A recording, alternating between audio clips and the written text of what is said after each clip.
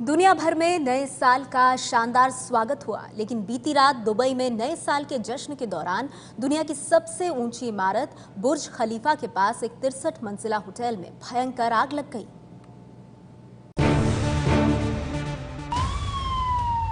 आग की लपटों में घिरी ये इमारत दुबई की है। दुनिया की सबसे ऊंची इमारत बुर्ज खलीफा से महज कुछ मीटर की दूरी पर इस 63 मंजिला 5 स्टार होटल में अचानक आग लग गई। एड्रेस होटल में नए साल के जश्न की तैयारियां चल रही थी।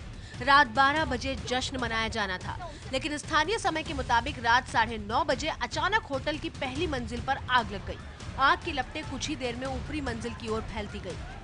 थोड़ी देर बाद इस बिल्डिंग में एक जोरदार धमाका भी हुआ। धमाका इतना तेज था कि स्टूडियो में एंकरिंग कर रही एंकर भी सहम गई।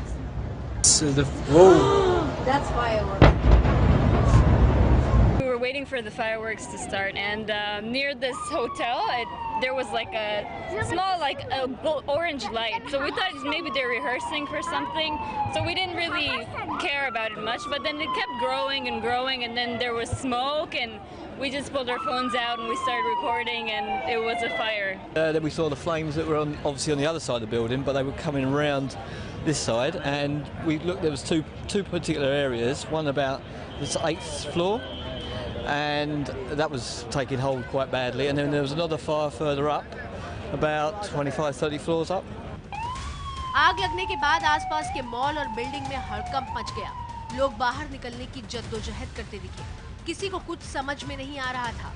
फायर ब्रिगेड की दर्जनों गाड़ियां आग बुझाने में जुट गई। कुछ घंटों की मशक्कत के बाद आग पर काबू पा लिया गया। बिल्डिंग में जिस कदर आग लगी थी, उससे लग रहा था कि इसमें घायलों की संख्या सैकड़ों में होगी। लेकिन राहत और बचाव को लेकर दुबई की तैयारियों ने सारे अनुमानों को गलत साबित कर दिया। इस हादसे में सिर्फ 14 लोग घायल हुए हैं, किसी की मौत नहीं हुई। ऐसे में दुबई में फायर ब्रिगेड की मुस्तैदी से बहुत लोगों की जान बच गई।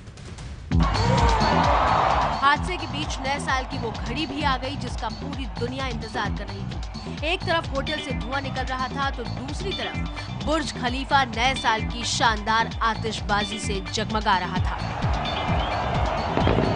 हादसे के बावजूद लोगों ने नए साल का जश्न मनाया, लेकिन इस जश्न में खलल जरूर पड़ गया था।